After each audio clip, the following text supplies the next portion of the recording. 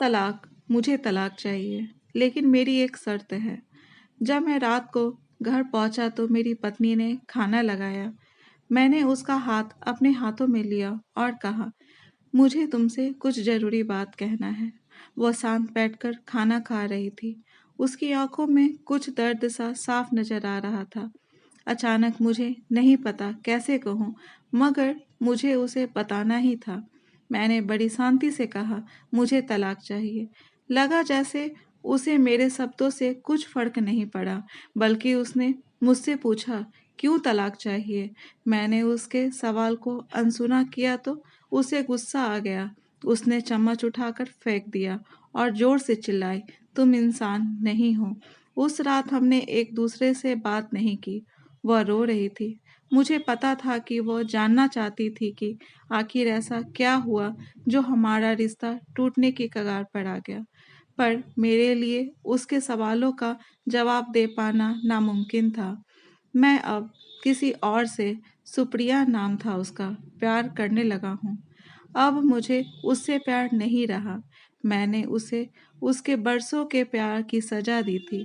भरे मन से मैंने तलाक के पेपर तैयार किए।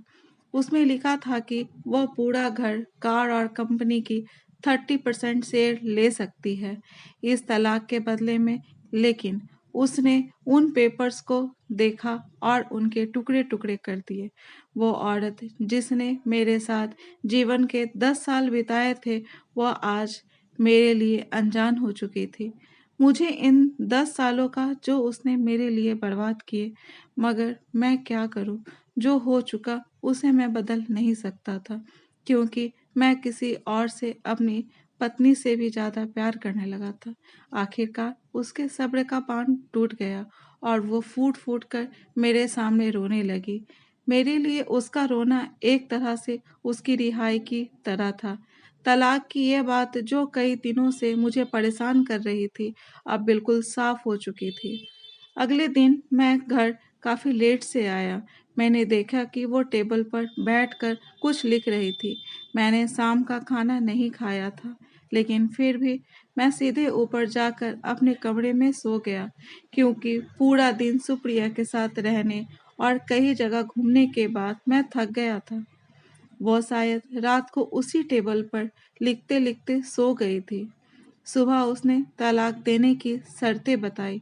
वो मुझसे कुछ भी लेना नहीं चाहती थी। उसे सिर्फ तलाक से पहले 1 महीने का समय चाहिए था। उसने आग्रह किया कि इस 1 महीने में हम दोनों वही पुराना वाला जीवन जिए, जितना संभव हो सके, क्योंकि आने वाले महीने में हमारे बेटे की परीक्षा है। वह नहीं चाहती थी कि हमारे टूटे रिश्ते का प्रभाव उसकी पढ़ाई पर पड़े।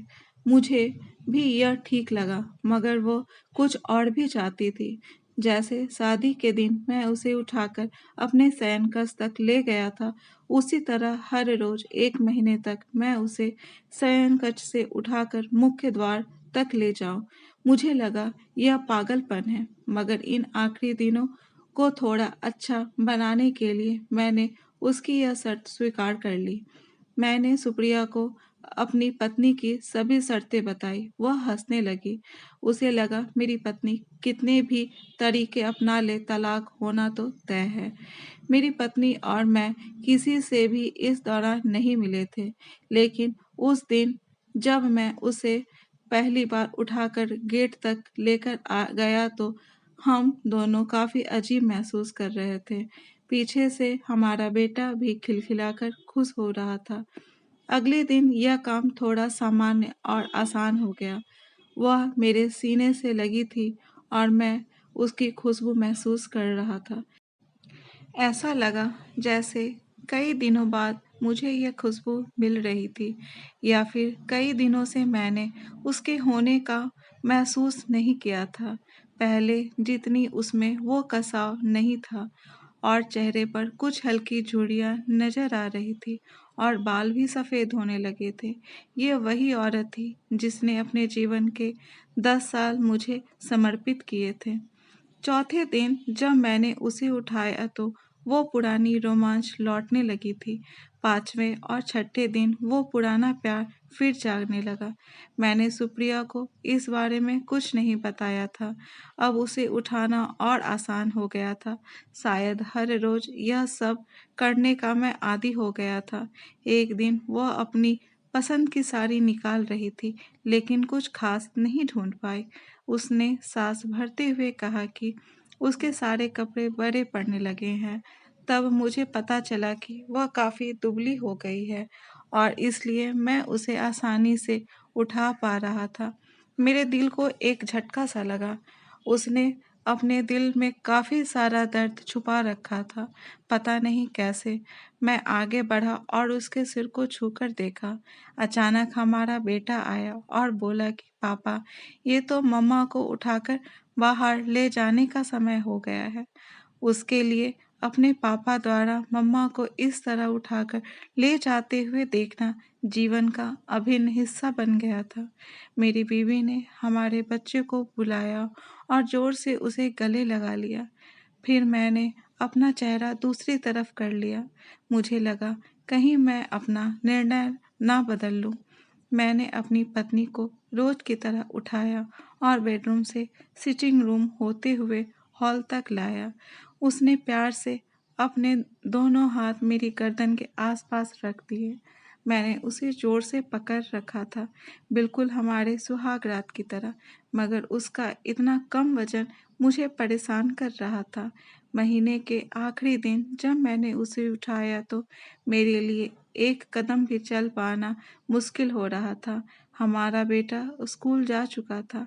मैं अपनी कार से ऑफिस गया और कार से कूदकर बाहर आ गया, बिना कार को लॉक किए। मुझे डर था कि अब एक पल की भी देरी मेरा इरादा बदल देगी। मैं ऊपर गया, सुप्रिया ने दरवाज़ा खोला और मैंने उससे कहा, सॉरी सुप्रिया, अब मैं अपनी पत्नी से तलाक नहीं लेना चाहता। उसने मुझे देखा और मेरे सिर पर हाथ फेरकर कहा, तुम्हें बुखार तो नहीं है? मैंने उसका हाथ हटाया और कहा, सॉरी सुप्रिया, अब मुझे अपनी पत्नी से तलाक नहीं चाहिए। हमारी शादीशुदा जिंदगी शायद हम दोनों के ध्यान ना देने की वजह से बोरिंग हो गई थी, लेकिन इसका मतलब यह कतई नहीं कि हम एक दूसरे से प्यार नहीं करते। अब मुझे एहसास हुआ कि जिस दिन मैं उसे शादी करके अपने घर लाया था, उस दिन से जीवन के आखिरी दिन तक मुझे उसका साथ निभाना है। सुप्रिया के होश उड़ गए। उसने मुझे एक जोरदार चाटा जड़ दिया मेरे मुंह पर। वह रोने लगी और दरवाज़ा अंदर से बंद कर लिया। मैं सीढ़ियों से नीचे उतरा और आकर अपने कार में बैठ गया। आगे एक फूल वाले की दुकान पर रुका और अपनी प्यारी पत्नी के लिए एक सुंदर सा गुलदस्ता लिया। दुकानदार ने पूछा कि इस पर क्या लिखना है। मैंने मुस्कुराते हुए कहा कि मैं तुम्हें जीवन के आखिरी दिन तक यूं ही उठाता रहूंगा, मेरी अर्धांगिनी। उस शाम जब मैं घर आया हाथों में गुलदस्ता लिए, मेरे चेहरे पर एक मुस्कान थी। मैं ऊपर अपने कमरे की तरफ भागकर गया, लेकिन तब तक वह मुझे छोड़कर इस दुनिया से जा चुकी थी, हमेशा के लिए। वो कई महीनों से कैंसर से लड़ रही थी, लेकिन मैं सुप्रिया के साथ इतना खोया हुआ था कि कभी ध्यान ही नहीं रहा। उसे पता था कि वह जल्दी ही मुझे छोड़कर जाने वाली है, इसलिए वह मुझे और मेरे बेटे के रिश्ते को टूटने से बचाना चाहती थी। मैं नीच उससे तलाक लेना चाहता था, लेकिन फिर भी उसने मुझे अपने बच्चे की नज़रों में एक प्यारा पति और पिता बना दिया था। जीवन की छोटी-छोटी बातें रिश्तों में बहुत महत्व रखती है। बड़ा घर, बड़ी कार और बैंक बैलेंस ये खुशियों का हिस्सा ज़रूर बन सकते हैं, मगर अपनों के बिना इनकी कोई कीमत नहीं। दोस्तों, यह कहानी आपको कैसी लगी कमेंट बॉक्स में ज़रूर बताएं। अगर कहानी अच्छी लगी हो तो कहानी को लाइक, शेयर और चैनल को सब्सक्राइब ज़रूर करें। धन्यवाद।